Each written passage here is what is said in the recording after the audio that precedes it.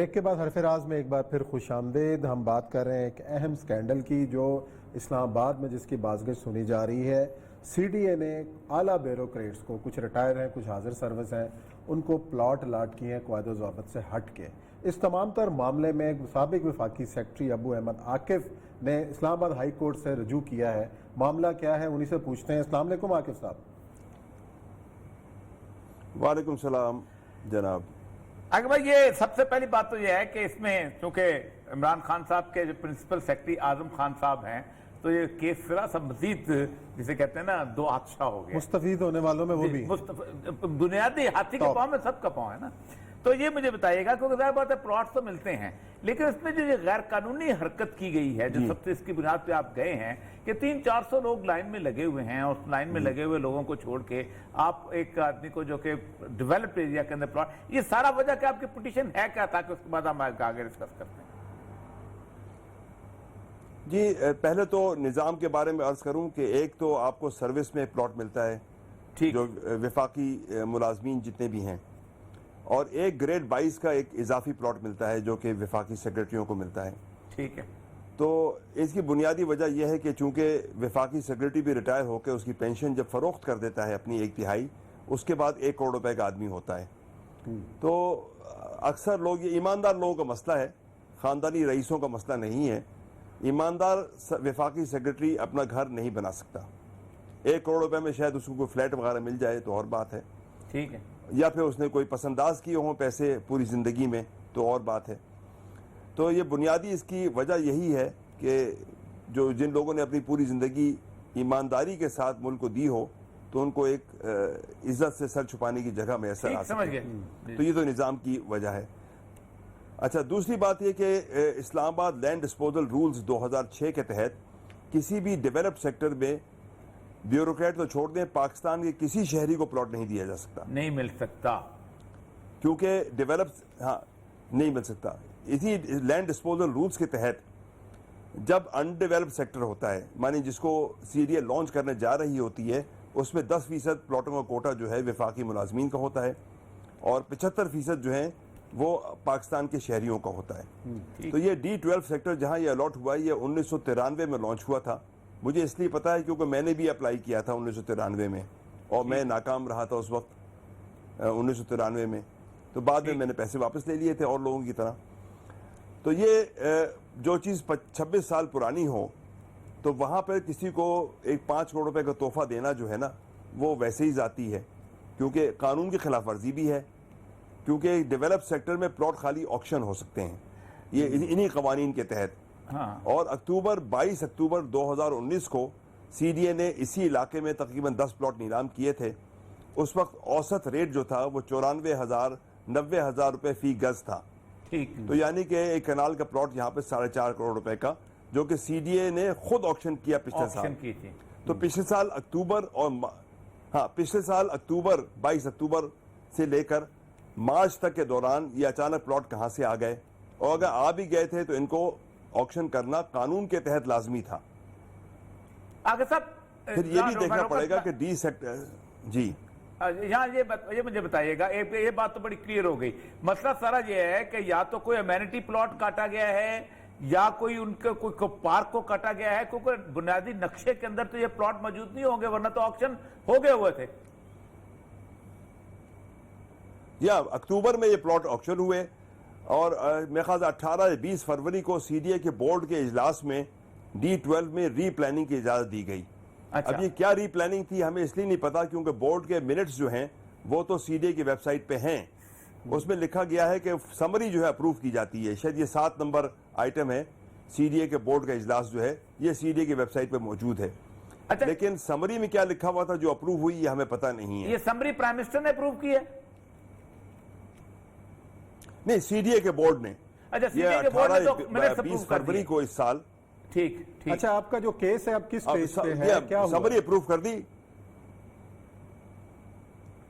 اب اسٹیج پہ ہے کہ مختلف جو ریسپونڈنٹس ہیں اس میں ابھی تک ہاؤسنگ نے جواب جمع نہیں کرایا. باقی ریسپونڈنٹس کا سی ڈی اے کا اور اتھارٹی کا جواب تو آ گیا ہے کہ وہ ظاہر سی بات یہ کہتے ہیں کہ ہم نے کوئی غیر قانونی کام نہیں کیا. اچھا, لیکن یہ غیر قانونی کام پرائم فیسی ہے, بالکل واضح ہے کہ آپ نے جب پچھلے سال اکتوبر میں یہ پلاٹ نیلام کیے تو دراصل یہ بھی دیکھنا پڑے گا کہ D12 سیکٹر میں کل کتنے پلاٹ تھے اور وفاقی ملازمین کو کتنے دیے جا چکے ہیں، کیونکہ 10% کوٹا وفاقی ملازمین کا ہے.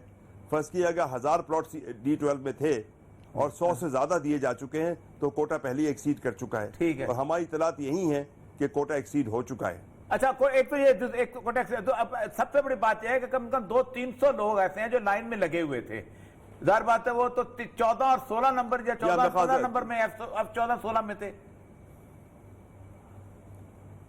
اچھا یہ تو اخلاقی پہلو ہے، کیونکہ جو فیڈرل گورنمنٹ ہاؤسنگ اتھارٹی ہے ان کا کہنا یہ ہے کہ یہ 250-300 لوگ جو ہیں یہ اپنی استحقاق جو استعمال کر چکے تھے. انہوں نے چونکہ F14-15 میں اپنی کنسنٹ دے دی تھی. اب یہ اور بات ہے کہ ان کو ایک ہی چیز آفر کی گئی. جب ان کو ایک ہی چیز آفر کی گئی، یا تو مجھے آفر کیا جاتا کہ جی آپ F14 میں لیں گے یا D12 میں لیں گے، استعمال کرتا. میں نے اور 286 اور لوگوں نے کنسنٹ تو انڈر ڈیورس استعمال کی نا. اچھا صرف یہ بھی نہیں ہے، وہ لوگ جو ان سے پہلے پروموٹ ہوئے تھے ان لوگوں سے جنہوں نے کنسنٹ نہیں دی تھی ان کو بھی نظر انداز کیا گیا ہے.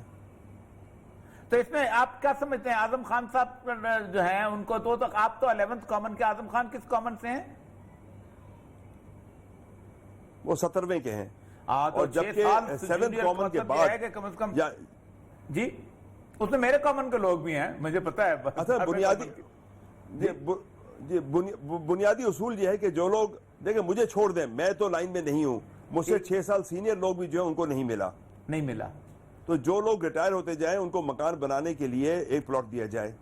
ٹھیک ہے، نہ کہ وہ لوگ جن کی ابھی 5-6 سال سروس باقی ہے آپ ان کو مراد دے رہے ہیں، اور جبکہ ریٹائرڈ لوگ جو ہیں وہ کرائے کے مکانوں میں رہ رہے ہیں. میرے اپنے کئی بیچمیٹ کرائے کے مکان میں رہتے ہیں. صحیح بات ہے. جی بہت بہت شکریہ آقا صاحب، بہت بہت نوازش آپ نے. دیکھیے یہ بنیادی طور پر عمران خان صاحب کو سوچنا چاہیے کہ ان کا عمران خان صاحب کیا سوچیں، مجھے یہ بتائیں. سر یہ پلاٹ کو پتہ نہیں چلتا، آپ کا پرنسپل سیکٹری پلاٹ لے رہا ہے اور رول وائلٹ کا لے رہا ہے. 600 بندے لائن میں لگے ہوئے ہیں اور ایک بندہ جو ہے وہ لگے ہوئے ہیں کہ جی یہ سیکٹری میں سڑکیں بنیں گی، پلاٹ بنیں گے، یہ ہوگا، پھر ملے گا، لائن میں آپ کو لگے گی. اور آپ ایک بندے کو سی ڈی اے ایک میٹنگ بلاتا ہے اور اس میں کہتا ہے کہ ہمیں اچانک اس میں سے 12-13 پلاٹ اگ گئے ہیں. اب سب سے زیادہ جو حرکت کی گئی ہے وہ میں آپ بتاتا ہوں آپ کو. عاقب صاحب چلیں گے صاحب تو اس وقت بھی فیڈرل کو بڑی ہمت کی، بڑی بات ہے کہ وہ آگے ہیں. اس میں حرکت یہ کی ہے کہ ان 13 پلاٹوں میں 2 پلاٹ پتہ کس کے ہیں؟ چھوڑے نام نہ لیں آپ ایسے. کیوں پروگرام بند کروانا ہے آپ نے؟ نہ کریں. اچھا میرا خیال ہے کہ آج بڑے مذاکرات ہوئے ہیں ہو بھی سکتا ہے اسلام آباد کے اندر مذاکرات ہوئے ہیں، طالبان آئے ہیں سارے رہنما ان کے. شاہ محمود قریشی صاحب سے ان کی بات چیت ہوئی ہے.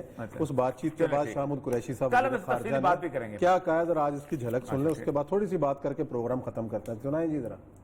یہ تیسری نشست تھی، بہت دوستانہ ماحول میں، اچھے ماحول میں ہم نے ایک دوسرے کا نقطہ نظر سنا اور پاکستان کا موقف مجھے پیش کرنے کا موقع ملا. مجھے یہ جان کر اور سن کر بے حد خوشی ہوئی کہ ایک جتنی ان کی قیادت ہے وہ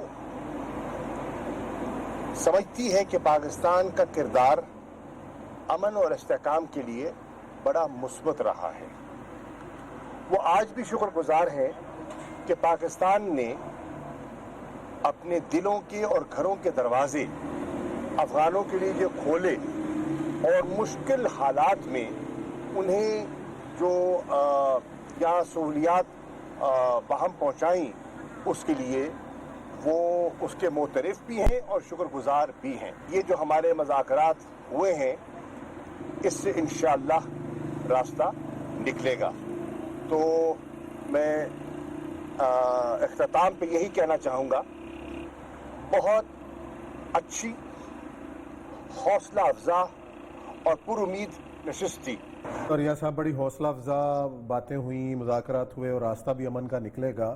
تو کل آپ تفصیل سے اس پہ بات بھی کریں گے، طالبان سے فیڈ بیک لے کے بھی زیادہ بات ہوگی. اب تک جو ہے پیش رفت ہوئی ہے ان چیزوں میں تمام؟ دیکھیں بنیادی وجہ وہی ہے اور وہ یہ ہے، وہ ہے افغان گورنمنٹ.